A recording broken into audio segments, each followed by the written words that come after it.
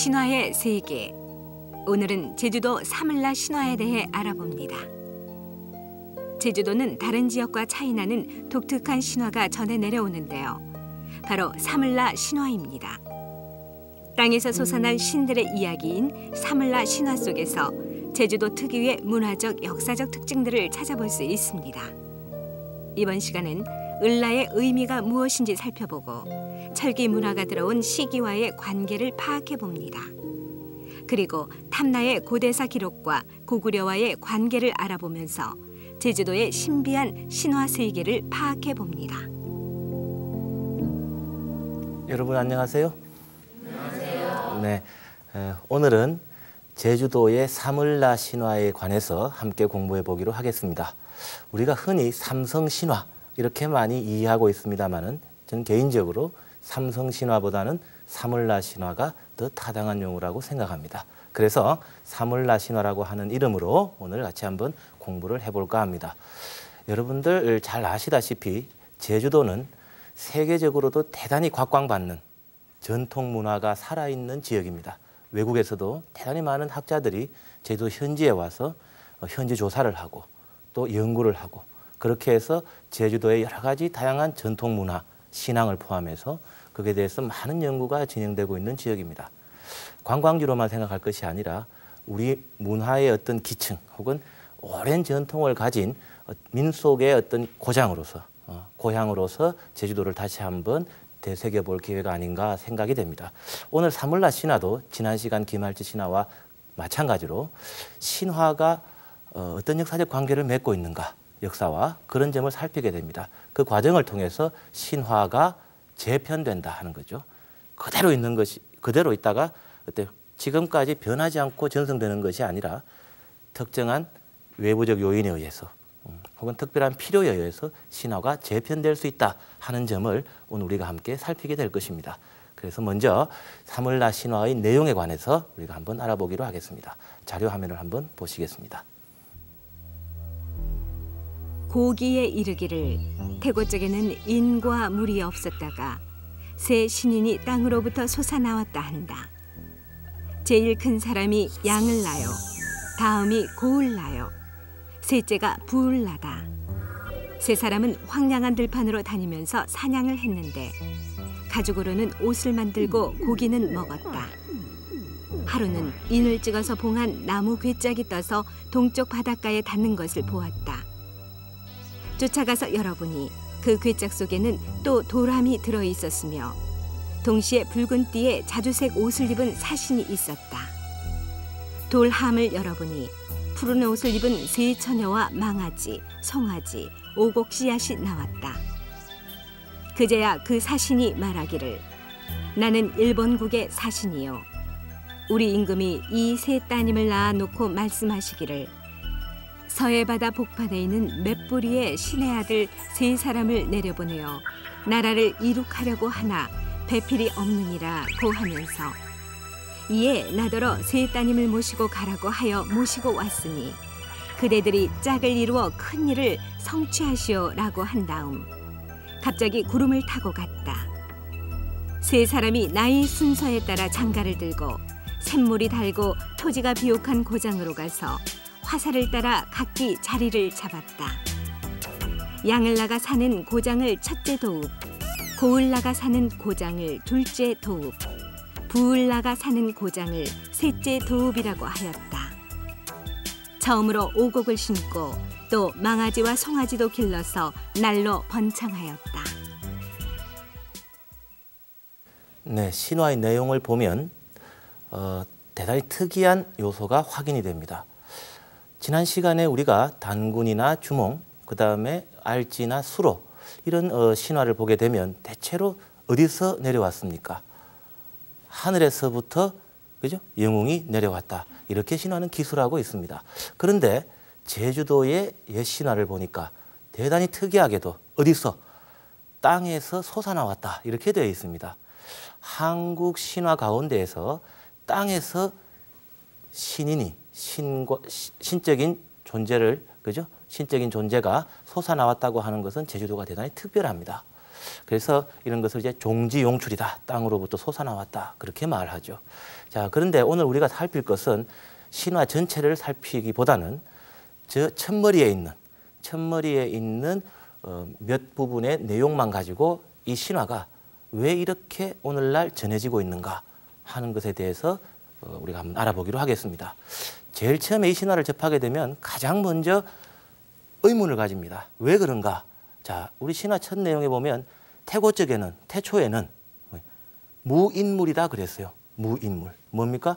인도 없고, 다시 말해 사람도 없고, 그 다음에 사람을 제외한 나머지 동물이라든지 식물 아무것도 없었다 그랬어요. 자, 그러면 이건 당연히 무슨 신화입니까? 창세 신화겠죠. 세상이 어떻게 만들어졌는가 하는 것을 이야기하는 창세 신화여야 마땅하죠. 그런데 땅 속에서부터 새 신인이 솟아나왔는데 희한하게도 성을 다 가지고 있어요. 성씨를 다 가지고 있어요. 창세 신화에 등장한 새 신인이 성을 다 가지고 있다. 이건 참으로 이상한 일이죠. 그래서 사물라 신화를 이해하기 위해서는 이 부분에 대한 우리가 이해를 먼저 가지고 있어야 됩니다. 그래야 이 신화가 제대로 이해될 수가 있는 것이죠. 그래서 오늘은 이 점에 대해서 한번 살펴보기로 하겠습니다. 자, 먼저 보면 솟아난 사람들 성씨가 어떻게 되느냐. 지금 우리가 살펴본 자료는 고려사 지리지에 나오는 자료들입니다. 그러다 보니까 양을라, 고을라, 부을라 뭐 이런 식으로 순서가 정해져 있죠. 자, 그러나 먼저 우리가 살펴볼 것은 이 고을라, 양을라, 부을라 혹은 양을라, 고을라, 부을라입니다. 자, 먼저 성씨를 보시게 되면 특이하게도 고씨하고 부씨가 나타납니다. 여러분들 잘 아시는 것처럼 고씨는 고대 삼국에서 어느 나라의 그러니까 왕의 성씨였습니까? 고씨는 바로 고구려의 왕성이죠. 그죠? 그래서 주몽도 고주몽 그렇게 되죠. 그래서 여러 기록들에서 그런 우리가 자료들을 찾을 수가 있습니다. 그 다음에 부씨와 관련된 것입니다. 부씨는 바로 무엇이냐 하면 부여계의 왕성입니다. 여러 기록들을 통해서 부여계의 왕성은 부여씨 혹은 부씨 혹은 여씨로 많이 등장합니다. 그런데 역시 부씨도 왕성이라고 분명하게 기록되어 있어요. 양씨는 원래 조을 양자를 썼는데 후대에 오늘날 우리가 쓰는 그 성씨로서의 양을 쓰게 됩니다. 자, 그래서 지금 이 두 성씨를 보게 되면 왜 하필이면 그 많고 많은 성씨 중에 부여 고구려 계통의 왕성을 고대 탐나국의 시조 이름의 앞에다가 갖다 붙였는가 하는 점이 되겠죠. 이 점은 대단히 궁금하고 의문이 아닐 수가 없습니다. 그러면 우리가 먼저 살펴봐야 될 것이 뭐겠습니까? 아마도 고대 탐나에 부여나 고구려 계통의 어떤 집단이 들어와서 어느 특정한 지역을 맡아서 다스리지 않았을까? 그런 어떤 생각을 해볼 수가 있겠죠. 예, 그런 점이 또 중요합니다. 두 번째는 을라라고 하는 명칭입니다. 을라. 대단히 이상한 말이죠. 을라. 한간에서는 경상도 방언에 어린 아이를 을라라 그러죠. 예, 그래서 그때 을라, 아기와 같은 뜻이다. 이렇게 또 한때 이해되기도 했습니다. 그러나 조금 더 학문적인 자세를 가지고 과학적으로 접근해 보면 여기에도 특별한 의미가 들어 있습니다. 그래서 먼저 우리가 살필 것은 성씨가 바로 부여 고구려의 성씨다, 왕성이다 하는 점이고, 두 번째는 을라가 과연 무슨 뜻인가 하는 겁니다. 자, 고씨와 부씨가 북방 쪽의 어떤 왕성을 그대로 이어받았다고 한다면 을라는 그러면 어떤 계통의 언어인가 하는 것도 살펴볼 필요가 있겠죠. 그래서 그 을라의 의미를 집중적으로 재구해서 들어가 보면 부여의 왕들의 명칭에 을하하 혹은 을하가 그런 표현들이 나타나요. 그때 하와 가를 제외하고 나면 을하라고 하는 표현이 나오는데 역시 이건 왕에 해당하는 칭호 혹은 어느 집단의 우두머리를 뜻하는 칭호입니다. 그것과도 연결되어 있어요. 또 하나는 고려사 기록을 보게 되면 여진족 추장 이름들이 쫙 나와요. 여진족 추장 이름들이. 거기에 보게 되면 고을라, 양을라, 부을라 하는 식으로 뒤에 을라라고 하는 그 명칭이 다수 붙어 있습니다. 자, 여진족 추장 이름에 명칭에다가 을라가 붙어 있어요. 이건 뭘 얘기하느냐 하면 온전한 하나의 국가의 국왕 뒤에 붙이는 이름이기보다는 호칭이기보다는 그보다는 좀 규모가 작은 집단, 그 집단의 우두머리에게 붙이는 칭호, 그래서 을라하고 보통 이야기를 많이 하는 것 같습니다. 그렇게 기록을 보면 이 을라 역시도 여러 가지 국어사의 제구 방식을 동원해서 살펴 들어가면 부여 고구려 계통의 언어하고 많이 닿아 있다. 또 북방계 언어 계통일 가능성이 대단히 높다. 이런 점을 말씀드릴 수가 있어요. 자, 이렇게 보면 이름 자체는 대체로 어느 쪽이다? 북방계 쪽이다. 그죠? 그런 생각을 하게 됩니다. 자, 이러면 제주도 전역을 다스린 고대 왕국이 있었나 보다. 이렇게 생각할 수가 있어요. 여러 가지 자료를 우리가 가지고 한번 접근해 보기로 하겠습니다. 자, 그래서 먼저 보면 죄송합니다. 고려사에서 고려사 기록이라든지 이런 데서 보면은 고대 탐나가 탐나국으로 인정을 받아요. 그러다가 어느 시기에 가서 탐나현, 다시 말하면 어때요? 나라가 아니라 어떻게 됩니까? 일개 군현으로 격화되어서 복속이 됩니다. 고려에 복속이 돼요. 자, 그런 시기가 있습니다. 자, 이렇게 되었던 역사적 사건을 우리가 고려하면서 이 사물라 신화에 대해서 한번 살펴보기로 하겠습니다. 그래서 먼저 우리가 과연 그렇다면 유물이나 유적을 통해서 고구려 부여 계통의 흔적을 찾을 수가 있는가 하는 점입니다. 그 점을 먼저 우리가 살펴볼 필요가 있겠습니다. 실제로 보시면 삼국사기 기록이나 이런 기록들을 보게 되면 이 탐나가 지리적으로 가까운 백제와는 교역을 하지 않고 길을 쓰고 고구려하고 교역을 해요. 고구려하고. 그러니까 백제가 화가 났어요. 화가 나서 두 번에 걸쳐서 탐나를 정벌하려고 군사를 일으킵니다. 그게 문주왕 때하고 동성왕 때 기록입니다. 자, 문주왕 때 탐나를 정벌하려고 했을 때는 탐나가 잘못했다고 빌어가지고 또 살아났어요. 그러다가 조금 조공을 바치다가 또 어느 순간부터 바치지 않아요. 바치지 않고 또 고구려하고 교역을 하고 혹은 신라하고 좀 교역을 합니다. 그래서 동성왕이 화가 나가지고 어때요? 군사를 대규모로 이끌고 내려와서 탐나를 정벌하려고 합니다. 그때 가서 사신을 보내서 이제 빌어서 또 살아남죠. 살아남는데 그때부터 백제의 조공을 바치게 되었다. 이런 기록이 나타나요. 바로 그 시기에 삼국사기 고구려 쪽의 기록을 보게 되면 고구려 쪽에서 어떻게 돼요?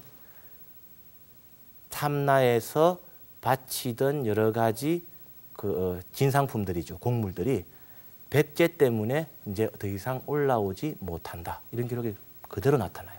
다시 말하면 고대 탐나에서는 고구려하고 특별하게 교역을 하고 곡물을 바치고 했던 그런 사정이 있었다 하는 점을 우리가 알 수 있어요.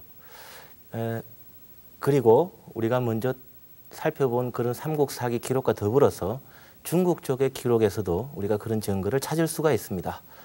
신당서라고 하는 중국의 당나라 역사서입니다. 그 기록에 보게 되면 탐나에서 조공을 바치러 가서 자기들이 어디에서 왔다, 누구라고 하는 것을 소개하고 있는데 그 기록을 보게 되면 이렇게 나옵니다. 자기들은 북부여의 자손이다 하는 기록이 나와요. 자, 이 북부여의 자손이라고 스스로 이야기를 했어요. 자, 이렇게 보면 지금까지 이야기한 내용과 완전히 부합하고 일치하는 그런 양상을 우리가 확인할 수가 있습니다. 자, 이렇게 보면 먼저 틀림없이 고대 탐나에는 부여 고구려 계통의 집단이 들어와서 자기네들의 신화를 만들었을 것이다. 그렇죠? 지배 계층은 자기네 신화를 가지고 있어요. 만들었을 것이다. 그게 사물라 신화일 것이다. 이렇게 단정할 수도 있을 것 같아요. 그러나 신화가 문제입니다. 그런 점을 우리가 다시 한번 생각하면서 사물라 신화를 보아야 되겠죠. 자, 그러면 이네들이 과연 언제 고대 탐나에 들어왔느냐? 흥미롭게도 지금 현재 제주도 지역에 관련되는 문헌 기록이나 그 다음에 구비 전성되는, 그러니까 무당들의 입을 통해서 구비 전성되는 내용을 보면 똑같이 뭐라고 이야기를 하느냐 하면 새 신인이 땅에서 솟아나온 때가 후한, 그러니까 한나라 중에 후한이 있죠. 후한 영평 8년이라고 말하고 있어요. 그건 후한 명제 때의 시호입니다. 그 연호죠. 영평 8년에 새 신인이 솟아나왔다 하고 기록이나 구비전승에서 동일하게 말하고 있습니다. 이 시기는 대체로 1세기경이 됩니다. 그 다음에 시기와 관련해서 유적과 유물도 우리가 생각해 볼 수가 있습니다. 지금 제주시에 가면 용담동이라고 하는 지역이 있는데 그 지역에서 제사유적지가 발견이 됐어요. 그 제사유적지 가운데에서 특별하게 눈에 띄는 무덤 양식이 하나 있어요. 그게 바로 뭐냐 하면 기단이 없이 돌을 쌓아서 만든 그런 수혈식 무덤입니다. 안에 묘곽은 돌로 만든 석곽묘 형태를 띠고 있습니다. 그런데 이 무덤 양식은 결론적으로 말씀드리면 고구려의 무덤 양식하고 대단히 흡사해요. 대단히 흡사합니다. 그런데 이 무덤 양식이 남아있는 하한선이 어디냐? 대체로 1세기에서 3세기경입니다. 시기적으로 또 역시 일치하죠. 거기에서 발견된 철기 유물 역시도 초기 철기 유물이 아니라 한식 철기 유물이라 그래가지고 기원전 1세기부터 기원 후 3세기 혹은 기원 후 1세기부터 기원 후 3세기 이런 시기에 집중적으로 생산되던 철기 유물인데 이것들도 함께 발굴이 되죠. 자, 이렇게 보면 기원 후 1세기를 전후한 어느 시기에 부여 고구려 계통의 집단이 탐나의 북부 지역에 들어와서 세력을 형성하고 살았다 하는 점을 우리가 인정할 수가 있어요. 자, 그런데 말이죠. 부여 고구려 계통의 집단이 들어와서 제주도 전역을 다스렸다고는 생각되지 않습니다. 제주도는 어느 한 세력이 전역을 통치한 그런 사례가 없습니다. 그러니까 중앙정부에 복속되기 전에. 자, 그렇기 때문에 북부 지역, 제주시를 중심으로 한 북부 지역에서 부여 고구려 계통이 세력을 가지고 다스렸다고 생각이 됩니다. 자, 이렇게 보면 지금까지 제가 말씀드린 내용을 종합해 보면 지금 현재 남아있는 고을라, 양을라, 부을라라고 하는 이 사물라 신화가 부여 고구려 계통 집단의 신화일 가능성이 있다. 이렇게 우리가 말할 수 있어요. 그러나 지난 시간에 말씀드렸듯이 부여 고구려 계통의 신화는 땅에서부터 솟아올라온 신화 형태하고는 전혀 별개의 것입니다. 어떤 분들은 또 이런 말씀을 하시죠. 세력을 잡은 집단이 그냥 신성하고 그냥 신이로운 이야기를 가져다가 자기네 신화를 만들면 된다. 그렇고 이야기합니다. 그렇게. 그러나 세계 어느 민족도 자기네 신화를 아무 것에서 가져와 가지고 만들어내지는 않습니다. 그건 대단히 조심스럽고 경계해야 될 논리죠. 신화가 완전히 달라요. 그럼 이걸 어떻게 설명해야 되느냐 하는 얘기죠. 그래서 신화가 대단히 문제입니다. 신화가 문제라고 하는 점은 신화의 계통이 부여 고구려 계통하고는 전혀 다르다는 것을 의미하고, 그렇다면 이 신화가 부여 고구려 계통의 집단이 가지고 있던 신화와는 별개의 것으로 제주도 고대 탐라 지역에 오랫동안 전성되던 토착적인 신화가 아닌가 하고 우리가 한번 생각해 볼 필요가 있겠죠. 실제로 그렇습니다. 무속신화, 우리가 본풀이 그러기도 하고 뭐 여러 가지 무각, 혹은 무속신화 이렇게도 이야기합니다만 포함해서 전체의 제주도 굿판에서 벌어지는 연행 현장을 보게 되면 특이하게 뭐가 등장하느냐 하면 이런 게 등장합니다. 괴라고 하는 것입니다. 괴. 이때 괴는 우리가 일반적으로 생각하는 괴가 아니라 바로 이런 괴죠. 괴 이렇게 씁니다. 괴. 그런데 제주도 무속 제1을 보게 되면 이 괴가 하나가 아니고 3개입니다. 근데 괴가 바로 뭐냐면 구멍이 나 있는 자연 암석 같은 돌입니다. 돌. 이렇게 3개가 있어요. 3개가 있는데 이걸 상괴, 중괴, 하괴 그렇게 말합니다. 그래서 굿을 처음 시작할 때는 상괴문을 엽니다. 중괴문 엽니다. 하괴문 엽니다. 해서 굿을 시작해요. 그럼 여기서부터 신이 나오겠죠. 신화와 똑같죠. 그 다음에 굿이 다 끝나면 어떻게 해요? 상괴문 닫습니다. 중괴문 닫습니다. 하괴문 닫습니다. 하고 굿을 마지막으로 끝맺어요. 자, 이런 점은 오랜 제주도 무속의 어떤 전통과 연관시켜 보면 제주도 신화의 가장 본질적이고 핵심적인 사항이 바로 땅에서부터 솟아나왔다는 점이에요. 그래서 제주도에 가시면 수많은 본풀이가 있습니다. 무속 신화가 있어요. 그중에서도 제주도 조그마한 마을마다 전부 다 무엇이 있느냐 하면 바로 당신이 있습니다. 바로 당신. 당신이 있는데 이 당신의 내력에 관해서 이야기하는 본풀이 내용을 보면 거의 대부분의 신들이 땅에서부터 어떻게 솟아나온 걸로 많이 되어 있습니다. 이렇게 보면 땅에서부터 솟아나왔다고 하는 종지용출형 신화의 형태는 의심할 바 없이 제주도의 어때? 개별적인 신화 형태라고 말할 수 있어요. 자, 이렇게 보면 부여 고구려 계통의 신화하고 제주도 본래의 신화 계통하고는 전혀 다른 것이다 하는 것을 우리가 알 수가 있습니다. 자, 이렇게 보면 신화가 어때요? 서로 다른데 어떻게 지배 집단하고 신화하고 같이 연결할 수가 있겠는가 하는 점이 이제 의문으로 남습니다. 그래서 아까 제가 말씀드린 것 가운데 고려사 기록을 다시 한번 상기할 필요가 있어요. 자, 고대 탐나는 나라였어요. 그래서 탐나국이라고 썼습니다. 그러다가 고려 시대에 들어가서 탐나현으로 복속된다 그랬죠? 예, 복속됩니다. 자, 그러면 우리가 쉽게 생각할 수 있어요. 한 나라에 두 개의 건국 신화가 존재하면 되겠습니까? 안 되겠습니까? 그거는 그렇죠. 통치하는데 굉장히 애를 먹습니다. 그러면 먼저 무엇을 해야 되느냐? 신화를 약간 손질해야 돼요. 손질해야 됩니다. 손질을 할 때 어떻게 손질을 하느냐? 신화 전체를 완전히 바꾸는 경우가 있고 또 하나는 그 신화를 도저히 바꾸기 힘들어서 일부분만 살짝 손질해가지고 재편하는 경우가 있어요. 제주도의 경우는 어떤 경우인가? 두 가지가 다 실시되었다고 추정됩니다. 그 근거 하나가 있어요. 대단히 재미있는 기록이 하나 있어요. 우리가 무속굿을 보게 되면 여러 가지 본풀이가 등장하는데 그중에 전국적인 전성을 보이는 본풀이가 군웅본풀이입니다. 군웅본풀이는 말 그대로 대단한 위력을 지닌 장군의 어떤 본풀이겠죠. 그래서 한자로는 군웅 이렇게 표기를 합니다. 군웅 이렇게 표기를 하죠. 그래서 군웅본풀이 그렇게 말합니다. 군웅본풀이 말합니다. 자, 그런데 제주도 지역에도 군웅본풀이가 전성이 되는데 제주도는 이름이 좀 특별하죠. 그래서 뭐라고 나오느냐 하면 군웅, 아방, 본풀이 이렇게 이름이 되어 있습니다. 군웅아방 본풀이입니다. 군웅아방이라고 되어 있어요. 근데 이 군웅아방 본풀이가 대단히 재미가 있습니다. 어떤 내용인고 하면 활을 잘 쏘는 아주 명사수겠죠. 주몽처럼 군웅아방 왕장군이 군웅아방 성이 왕씨입니다. 왕장군입니다.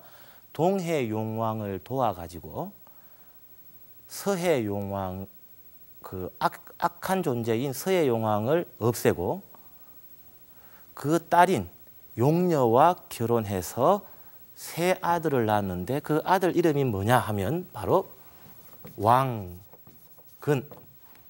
그 다음에 왕빈, 그 다음에 왕사랑 이렇게 되어 있습니다. 왕사랑 삼형제 나왔습니다. 이게 좀 이상하죠. 자, 이 신화는 바로 고려 왕건의 집안 신화입니다. 이 신화 형태는 우리가 흔히 거타지형 신화 혹은 작재근형 신화라고 말하는데 이것은 고려 왕건 집안의 신화입니다. 그대로 역사서에 나와 있어요. 그 내용이 그대로 고대 탐나에 들어가지 않았겠느냐. 다시 말해 지금까지 어때요? 무속의 한 부분으로 전승이 됩니다. 이게. 자, 그래서 군웅아방 본풀이로 나와요. 요거는 바로 뭐냐? 왕건이죠. 네. 그런데 왕건의 어머니가 누구로 나타나느냐 하면 이 신화에서는, 이 무속 신화에서는 희속애낭 그렇게 나타납니다. 희속애낭. 무슨 말인지 모르겠죠. 그런데 고려사 기록을 보면 왕건의 어머니가 위숙왕후입니다. 위숙왕후입니다. 바로 뭐냐 하면 위숙왕후의 음이 변해가지고 오랜 시간 구비전성되는 과정에서 어떻게 돼요? 이렇게 바뀌었다고 우리가 충분히 인정할 수가 있어요.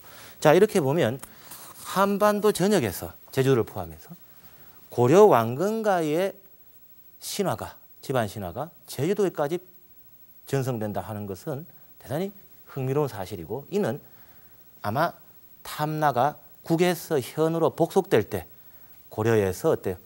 왕건가의 신화를 탐나국의 공식 신화로 만들기 위해서 어느 정도의 신화 교체를 시도했다는 증거가 될 수 있어요. 이게. 그러나 제주도는 민간 신앙의 측면에서나 그다음에 신화를 전승하는 전승력의 측면에서나 외부의 신화가 들어와서 자기네 자리를 빼앗도록 가만두지 않는 지역입니다. 굉장히 강한 자기네 전승력을 가지고 있어요. 이게 성공하지 못했다고 생각돼요. 그래서 일어난 것이 뭐냐? 기존의 고대 탐나의 자생적인 신화, 개별적인 신화인 땅에서부터 솟아나온 신화를 그대로 두고 다만 거기에 뭘 변형을 가하느냐? 거기에서 태어난 세 사람, 나타난 출현한 세 신인이 바로 고씨하고 부씨, 다시 말해서 부여 고구려 계통의 성을 가진 어때요? 신인이다, 위대한 인물이다. 이렇게 재편을 했다고 생각됩니다. 왜 그랬느냐? 고려는 바로 공식적으로 외교적으로 고구려를 표방한 나라입니다. 고구려를 계승한 나라다 그 말이죠. 그렇기 때문에 고구려를 계승했기 때문에 탐나국의 건국신화 역시도 어때요? 고씨나 부씨라고 하는 이름을 결부시킴으로써 같은 계통이다 우리는 하는 점을 확인하고, 그래서 그때 본 육지부에 있는 고려하고 섬나라인 탐나현하고 동질의식을 함께 가지도록 하는 데에 어떤 큰 역할을 하도록 그렇게 신화를 재편하지 않았느냐 생각이 됩니다. 그리고 또 우리가 생각해 볼 것은 바로 이 고구려 신화, 그 다음에 부역의 신화, 이런 것들이 탐나 신화하고 연결해가지고 복잡다단한 양상으로도 또 현재 전승되기도 합니다. 그런 점은 다른 기회를 통해서 말씀을 드릴 기회가 있을 것으로 생각을 합니다. 그 다음에 을라를 뒤에 갖다 붙임으로 해서 바로 뭐가 됩니까? 아까 말씀드렸죠. 일국의 왕보다는 조금 규모가 작은 집단의 우두머리를 뜻한다 그랬죠. 자, 그렇게 되면은 건국 신화이기보다는 좀 작은 지역의 신화가 되고, 그죠? 그 다음에 성씨를 갖다 붙임으로 해서 건국 신화가 아니라 바로 뭐가 됩니까? 성씨 시조 신화가 된다. 그 얘기입니다. 그래서 한 단계 격이 낮아졌다. 이렇게 말씀드릴 수가 있어요. 자, 이런 과정을 거쳐서 오늘날 우리가 초두에 우리가 확인한 것처럼 창세 신화와 어때요? 성씨 신화가 결합한 대단히 특이한 형태의 신화가 오늘날 우리에게 전승되는 것이 아닌가 이렇게 추정할 수가 있습니다. 예, 지금까지 사물라 신화에 대해서 살폈습니다. 예, 여러 가지 중요한 내용도 많이 있습니다만 여러분들 교재를 참고하시고 공부를 하시기 바랍니다. 오늘 강의는 여기서 마치겠습니다. 대단히 고맙습니다.